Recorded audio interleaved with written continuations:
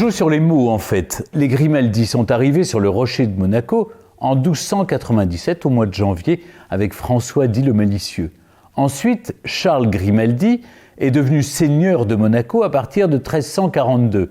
Et enfin, en 1612, Honoré II est devenu prince de Monaco. C'est donc une tradition historique, ce sont des princes de Monaco. Mais il y a aussi une dimension politique.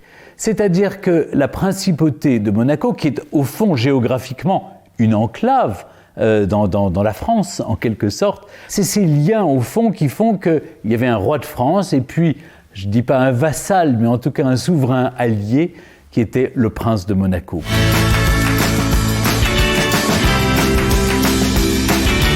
La fête nationale monégasque évoque une chose très importante, c'est une fête de famille. C'est ce lien qui est renouvelé chaque année entre les Monégasques et la famille princière, les Grimaldi. Traditionnellement, la fête nationale de Monaco a lieu le jour du saint patronymique du prince. Et lorsqu'il est arrivé au pouvoir en 2005, le prince souverain Albert II a décidé de garder la date qui était celle de la Saint-Régnier, la fête patronymique de son père, Régnier III de Monaco, c'est-à-dire le 19 novembre. C'est la raison pour laquelle, depuis 2005, la tradition est restée.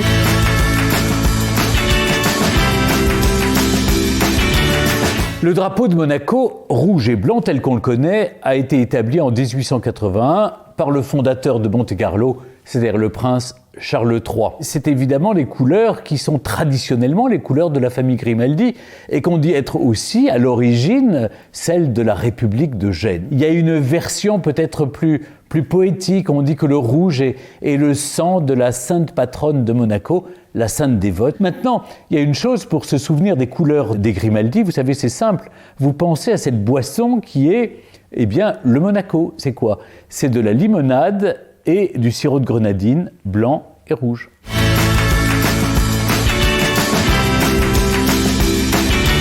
Monaco a tout d'un État indépendant. Il y a un prince souverain, il y a un gouvernement, il y a un parlement, il y a toutes les institutions. Simplement, le code civil est celui qui est régi par la loi française. Il y a d'ailleurs une union monétaire et douanière avec la France. C'est l'euro qui est en vigueur, même si sur les pièces d'euros à l'envers, on peut voir l'effigie du prince souverain. Et puis aussi, il y a depuis 1918, c'est la France qui assure la protection et la sécurité de Monaco.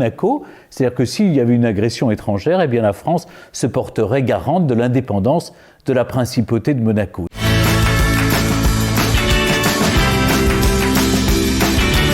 La langue officielle de la principauté de Monaco, c'est le français. Mais il existe une langue parlée qui est non officielle, qui est un dialecte ligure, qu'on parle d'ailleurs à Vintimille par exemple. Cette langue qu'on retrouve d'ailleurs dans l'hymne monégasque et qui est enseignée dans les écoles de Monaco à partir de 1970.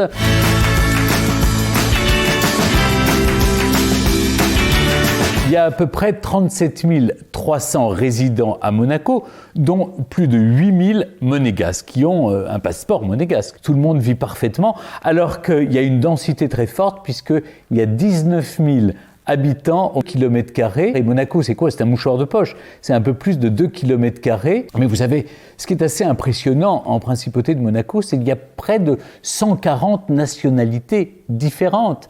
C'est-à-dire, c'est l'un des pays où vous avez plus de personnes qui sont d'une autre nationalité que des monégasques.